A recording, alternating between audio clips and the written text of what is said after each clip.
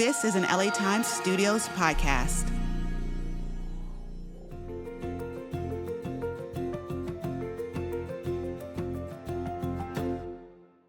Hi, everyone, and welcome back to another episode of Livin' Well. Notice I'm sitting so straight today because my guest is the foremost authority on Pilates. Liana Levi is the founder of Forma Pilates, which is arguably the chicest, coolest. I mean, this is really the hottest workout in LA and like kind of around the world. Welcome, Liana. Thank you. Thank you so much for being here. Thank you for having me. Tell us about your background, how you found Pilates, and how you came to form Forma Pilates.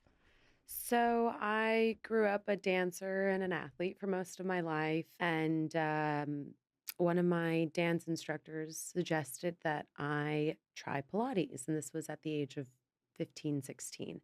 And back then, Pilates was very classical.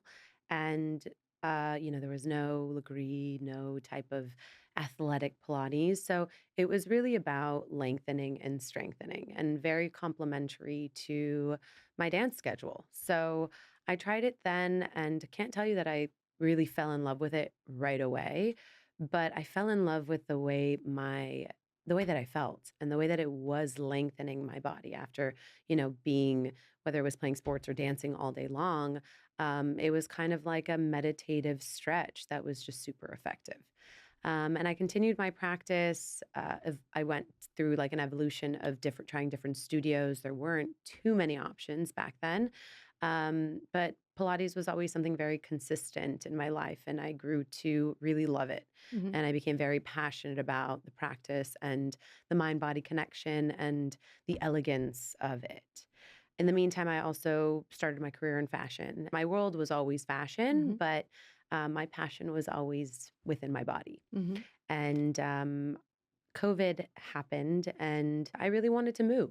And the online classes weren't really doing it for me. Mhm. And I decided to buy a reformer. It was like a little project that I did. I was living at my mom's house at the time, and I had gotten certified, just shortly before COVID, and never thought I would use this practice. I actually didn't like being on the other side. I preferred to be an actual student Mhm. versus being an instructor.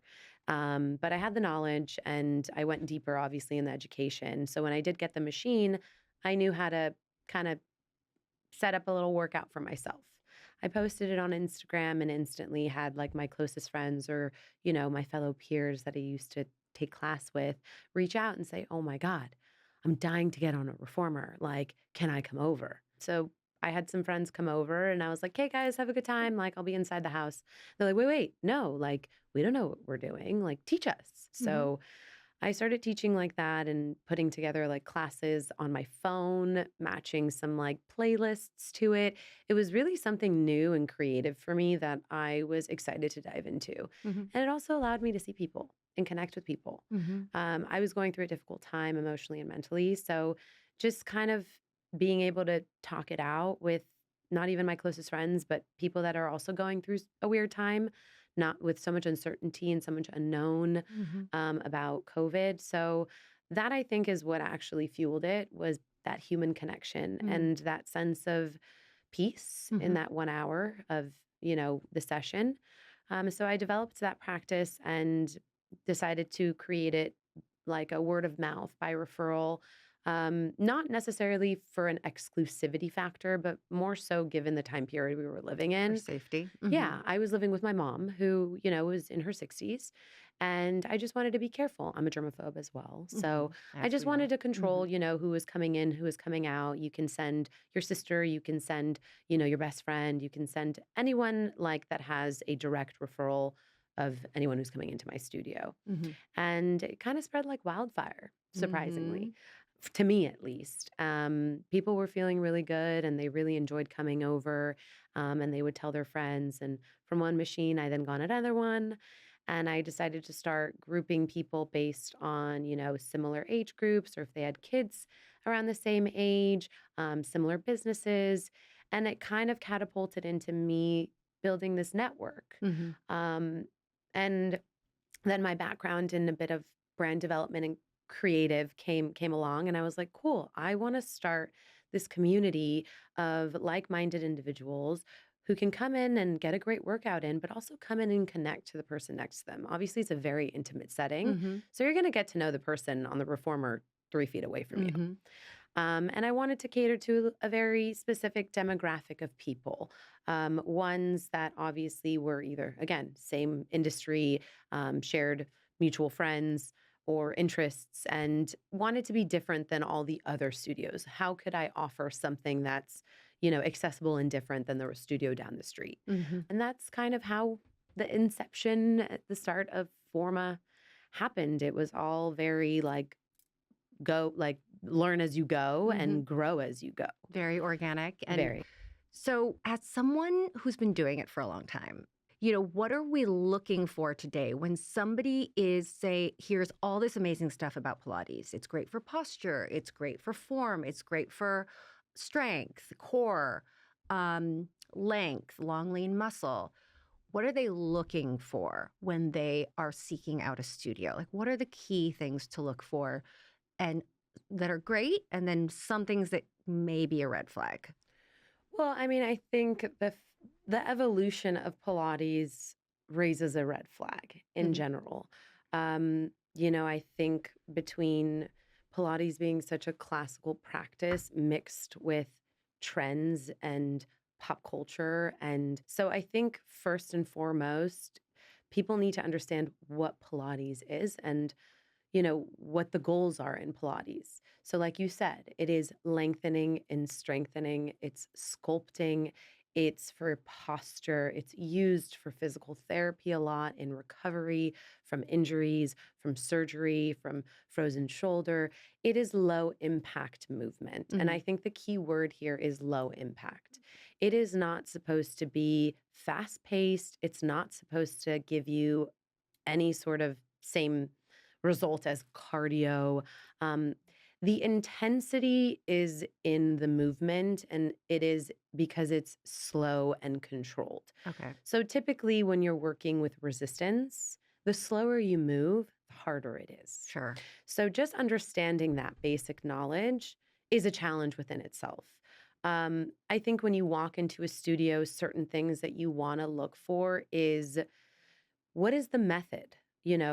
In terms of the person who started the studio, the way the training is done, their principles in the space. We created the Forma method.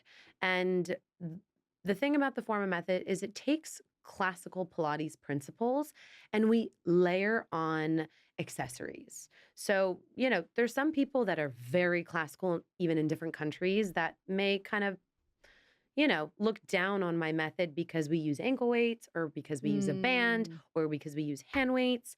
So again, it's very classical. So tell me really quick and tell our listeners, what are some key principles of Pilates that you feel are the core tenets of the practice?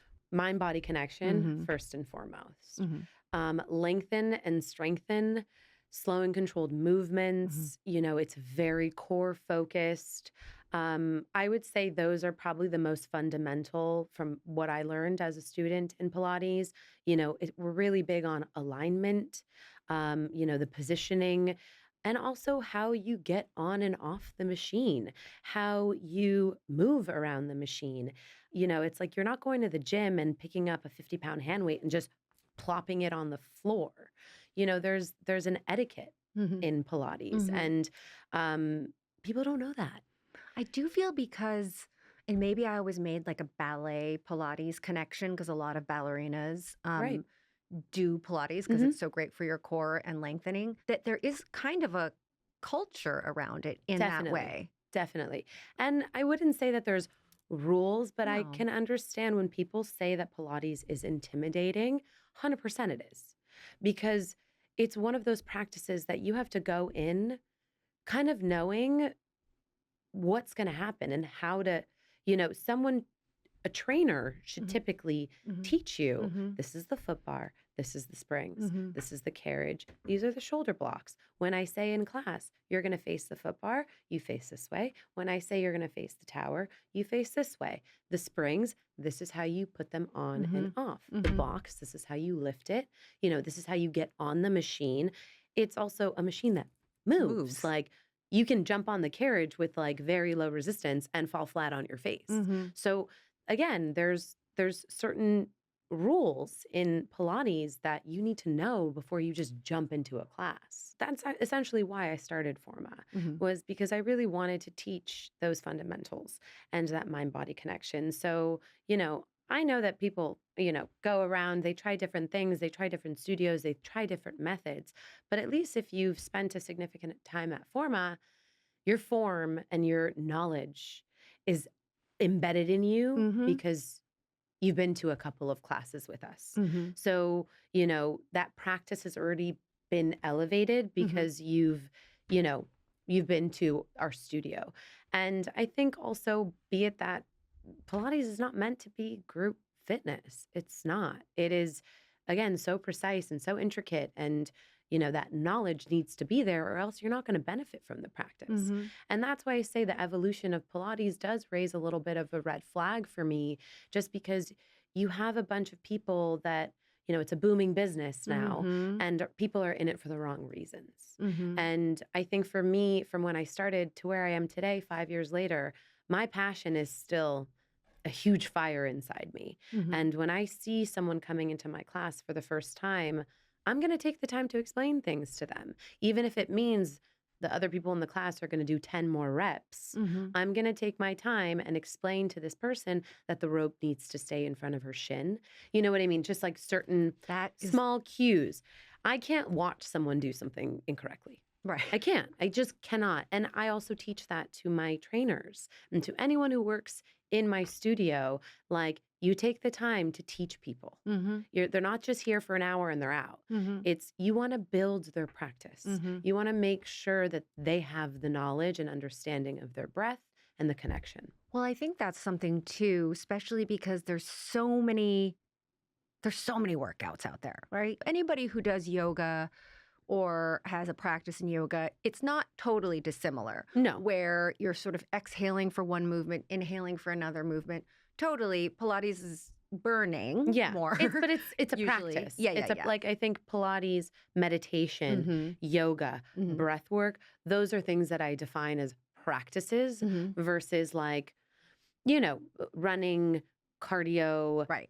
strength training. Right. It's just different. It It's a doesn't different category. require I don't think it requires as much of that deep mind body connection Mhm. to really amplify, the activation Mhm. of those small muscles. Mhm. And that's really why it works, because you Mhm. get into those teeny tiny small muscles that Yeah. actually makes a difference.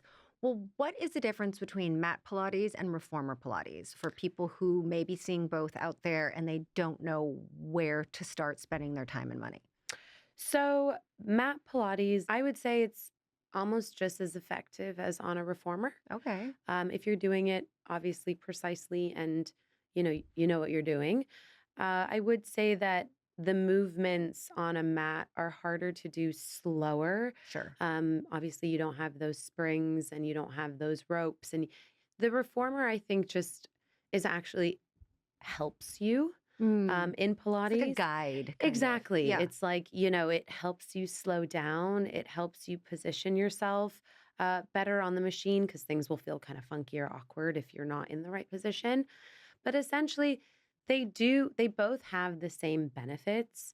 One, I think, may be able to get you there quicker. I think a reformer also is better used for physical therapy and recovery. You can really benefit from those springs Mm-hmm. and just all of the options on that reformer.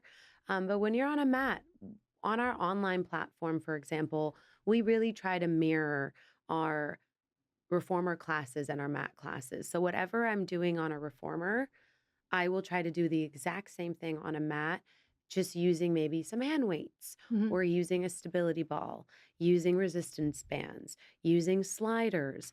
And I've seen a lot of that actually recently, even in like strength training or gyms, that they do incorporate a lot of Pilates-esque movements. So a Mhm. lot of core engagement, you know, the how your rib cage works, tucking your pelvis, just teaching you the knowledge of your body to really be able to engage those deeper muscles.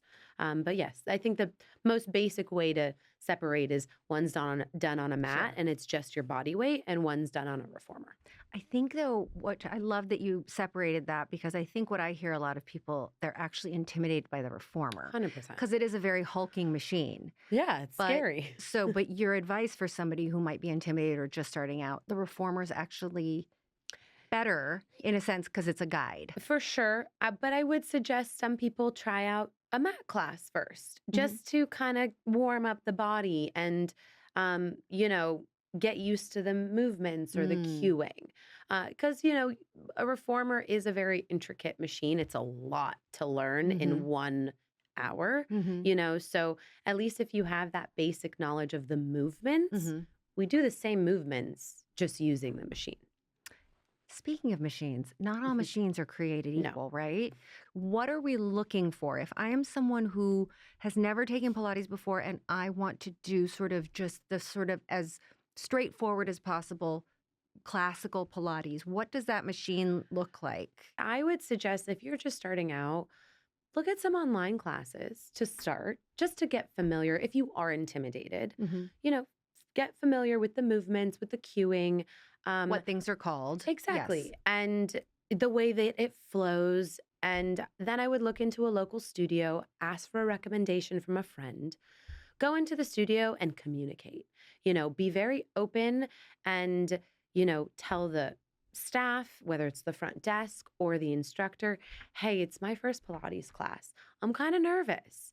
Let them, guide you and Mhm. make sure that they know that you are beginning and Mhm. you should get that special attention in a Mhm. class Mhm. at the right studio. Mhm. Like, that's their responsibility. Yeah, it's only become more intimidating. I just started a new studio and the amount of content creation that is happening Oof. when I'm sitting on my reformer just stretching and someone's doing like a full on day in my Yeah. life or whatever. We have a no phone policy in our studio, but Oh, after class, there's tons of please. girls that are like, Yeah. we'll ask the trainer or ask a friend next to her, be like, will you film me doing a couple? There's a time and place. I think, like, for me, is just don't be disruptive in class and just be mindful of the people around you. Like, Mm. there's some people next to you that like don't have a full face of makeup on and, just Or rolled out like, of bed I and we're don't like, feel like being in your a TikTok. 100%. Didn't wake And up to do that. I think that's another thing that needs to be talked about is like, hey, I'm not Etiquette. I'm not putting down this content creation. No. Do your thing by all means, but like be mindful of your surroundings and you have to also respect the people that don't want to be in your videos.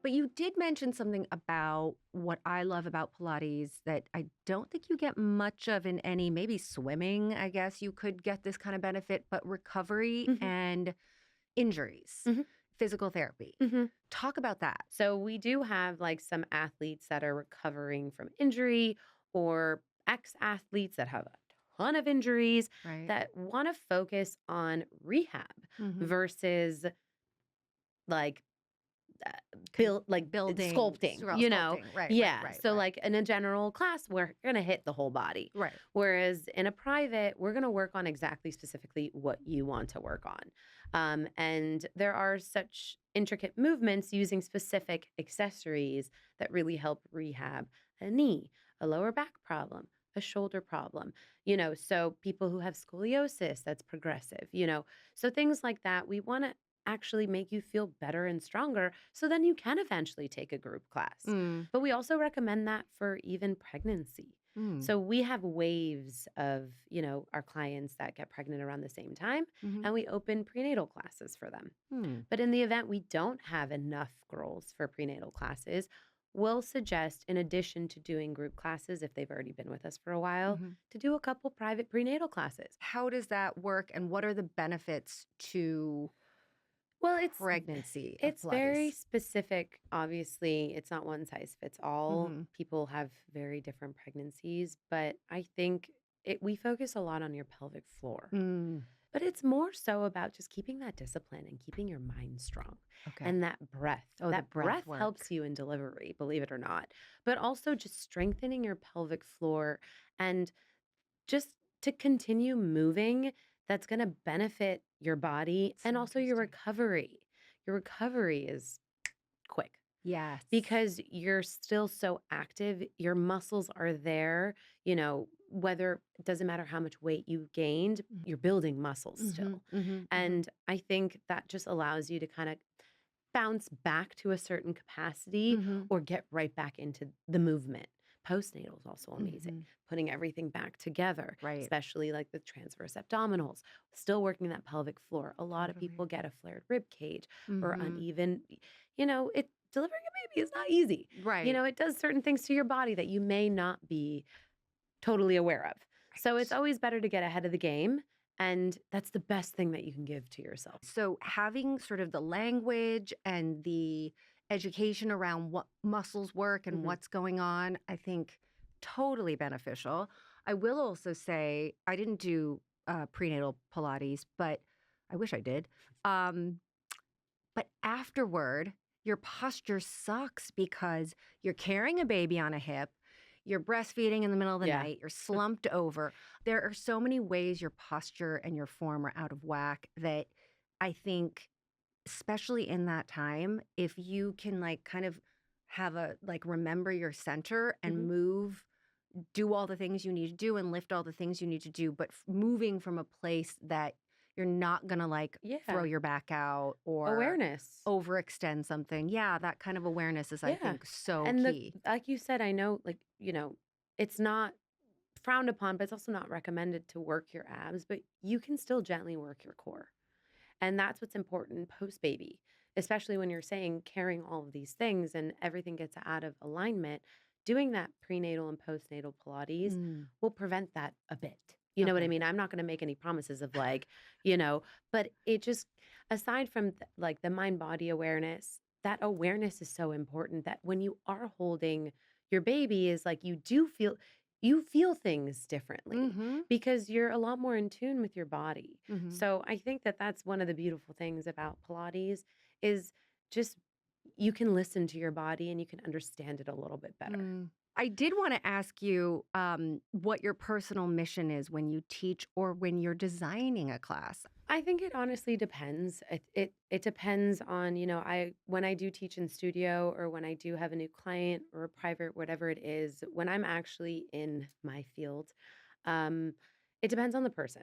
I do want to make sure that I'm constantly challenging my clients. But when I say challenging, it's effective. If and again, this goes to knowing who's in my class. If I have a person who's more on the beginner level, I'm going to make sure I'm cueing modification so this girl doesn't feel completely lost in the space, Mm-hmm. or intimidated. But I also have people in class that are extremely advanced that have been with me for a long time. So just being able to manage my space Mm-hmm. by cueing and, kind of commanding a room is an art Mm-hmm. and staying really engaged and focused. So you have to be good at multitasking as a No. trainer, but also being able to give everyone some special attention. I want each and every single person in all of my classes to know that they are equally as important to me as anyone else. Mm-hmm. And so just giving that special attention to my OG client and my new client. And I'm very hands on. I like to cue with my hands as much as I like to cue from the corner of a room. I'm very nitpicky. You can call me almost like a bit of a sergeant, but in a obviously very sweet way. I'm not like yelling and going crazy, but I'm doing it because I want you to be better. I Mm-hmm. always want you to be better and I want to motivate you and I want to push you and I want you to like work hard for me too. It's a relationship Mm-hmm. and it takes as much energy, like emotionally and mentally, as it does physically from me. But again, I want to see progress. Mm-hmm. I want people to, get better and grow and elevate and understand more and evolve in this practice. My number one thing is I'm so passionate about this practice and teaching it that it's got to be the best. Mm. And in order to be that, you got to be okay with criticism Feedback. and Yeah. feedback. You'll And, have- yeah. I may not be for everybody, and that's okay too. Again, there's enough to go around, Mm-hmm. but I at least want to create that environment where everyone does feel safe, confident, strong, and just really proud of themselves. Mm-hmm. And that they're making progress. Well, Exactly. speaking of progress, and you spoke of consistency, how often would you recommend someone practicing Pilates to really see results that they're looking? I know everybody's marker of success and results is different, but what's a realistic cadence for somebody?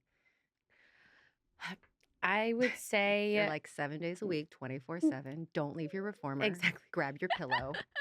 It's hard because it is, I would say daily, and it doesn't have to be 50 minutes, but I would practice it daily. Hmm. If you're just starting out, obviously it's new and it's intense. I would say at least 4 times a week, at least. Um, it is my daily practice, and I Mhm. look at it the same way as like meditation. Like, Mhm. if you want to get good at something, you got to do it every day.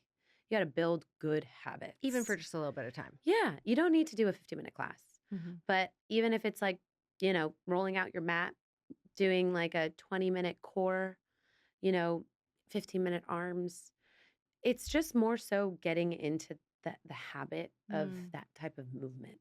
Because again, you are working the smaller muscle groups, they have no muscle memory. Oh. So in order for you to actually build that core, Mhm. you got to keep at it. Interesting. Practice makes perfect. I didn't realize that. Yeah. So it's really the bigger muscle groups that have More memory. more memory. Yeah, I think, for Pilates, you're going so deep that if I don't do it for 2 weeks, it's like I'm starting over, Yeah. basically. Totally. And it sucks, but it's the truth. And I think, listen, it's probably why it makes Pilates such a great business, because it is a practice that you have to do often Mhm. in order for you to really feel the benefits. Mhm. But once you feel those benefits, you're like, oh yeah, There's I'm no going to going do it back. every day. Yeah, Yeah. you fall in love with it. So it kind of, it sells itself. Yeah. But it's a practice. It's a Yeah. dedication. It's not, let's go to the gym Right. and get a Okay. lift in. So you know? that, okay, I didn't realize that. So that's why when Pilates is very synonymous with like lengthening, lean, long, lean Mhm. muscle, because you're not kind of defaulting to those, your quad or your bicep. I mean, yes, you use those things, but it really is activating those smaller, Mhm. deeper muscles. So you're kind of pushing out and elongating the bigger ones that may be bulkier on top. See, you know more than you think. Basically a Pilates instructor Yeah. now. You looking for a job? I know. I am. But No, I'm just kidding. it's literally like, it's like not stretching, but it's like the same thing with stretching. It's like the more you do it, the bendier you get. You know what I mean? Right. It's You're like, training your muscles. yeah, eventually it's like you just you have more mobility. Mm-hmm. It only gets better. Yeah. It's not, yeah, you can't go wrong. Do it every Okay. day. Well, Every day. Speaking of that, what is like a small, reasonable, realistic Pilates move that like someone could do, stand up next to their desk, or, they're traveling, they're in their hotel room and they've got like 15 minutes or something Yeah. where you're kind of, I think my go-tos would probably be like bridging.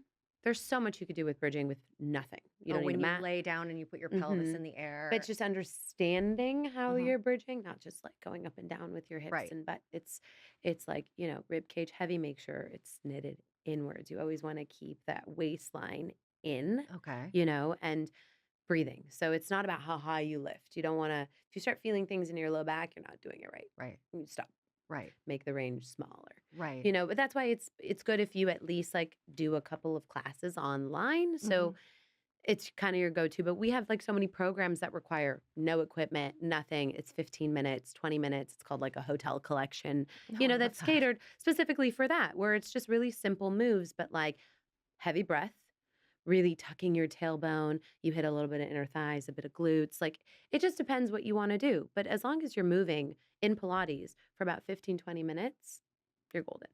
I love terms like that, like knitting your ribs together. Yeah, there's a lot of that It's terminology such a, in Pilates. But it like makes immediate sense. But that's also super important as an instructor, is like you have to really captivate your students Yeah. in the way that you're cueing. Is like, how would you cue yourself if you're in a, like how I cue myself in a class is how I cue a class. Mm-hmm. So it's like, it's very repetitive, shoulders down, lift that chin, relax the shoulders, lengthen the spine. But it's so much of like giving an example of like, it should feel like a belt is wrapping around your waist. Mm-hmm. You know, your hips staying in line. I could place a cup of coffee on your back and it wouldn't spill, you know. And we also say little things of like, if you feel any sort of like tension in your low back, give your tailbone a tiny tuck, wrapping those glutes around your sit bones. Like, it's the way that you describe the movement that really gets people to connect into their bodies. Yeah, because you can like visualize it. Exactly. It's like a visceral. Yeah. And then I'll feel. ask people, I'm like, what are you feeling? Point to it, you know? Yeah. And if they're, most of the time they're pointing at the right thing. And if they're not, I come over and I make a tiny adjustment of like, imagine you're in between two walls, laying on your side, stack your hips on top of another. Right. Create that 90-degree angle, lift through your ribs, lift through your obliques. Like, you know, it's very visual. Yeah. Yeah. I love Visualizing your muscles working in your body. that. I love that. Well, visualize this, Nope, Liana. let's I've hear got it. some rapid fire questions Ooh, for okay. you. Okay. Try and just give me like one word. Okay. Candles or incense? Candles, Botox or bangs? Botox, Cardio or weights? cardio, When it comes to scent, is it musky and woody or bright and floral? musky and woody, Coffee or matcha? matcha, Matcha or Diet Coke? matcha, Okay. Early bird or night owl? early bird. How do you live well? Give us 3 tips that you would advise for how to live well. Exercise, Mm-hmm. food is fuel, just mindfulness around food, and recovery. Excellent. And what are you doing, taking, practicing, listening to, watching right now that immediately gets your endorphins going? Sirens. No, I'm kidding. The TV show Sirens. Oh, I was like police sirens? That feels I hope not. very, very triggering, actually. No. Oh, Sirens, the show. The show, yes. It was so good. It was great. It was great. I just finished it. But also, I'll add to that, I'm really diving into the world of peptides right now. Oh. Yeah, we're not going to start because it's a long conversation, but it's very fascinating. Okay, you're going to have to come back. Yeah, I'll come back. We're going to go We'll talk about it. from Pilates to peptides. Yeah. It's part of the lifestyle.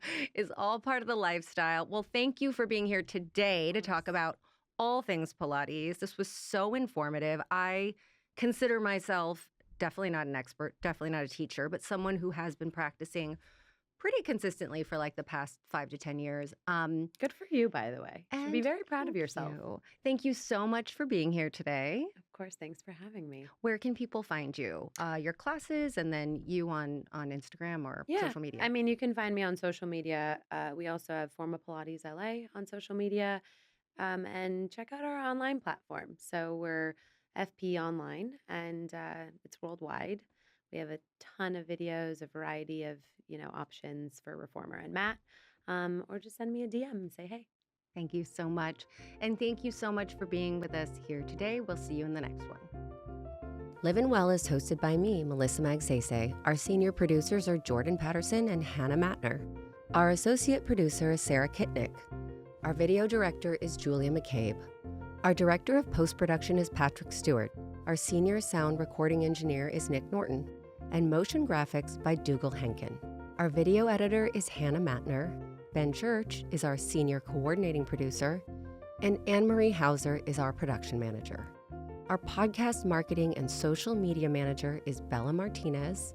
Our general counsel at LA Times is Jeff Glasser. Special thanks to President and Chief Operating Officer of the Los Angeles Times, Chris Argenteri, and Executive Editor of the Los Angeles Times, Terry Tang. Live and Well is created by LA Times Studios President Anna Magzanian and executive produced by Darius Derrickson and Flora Macari.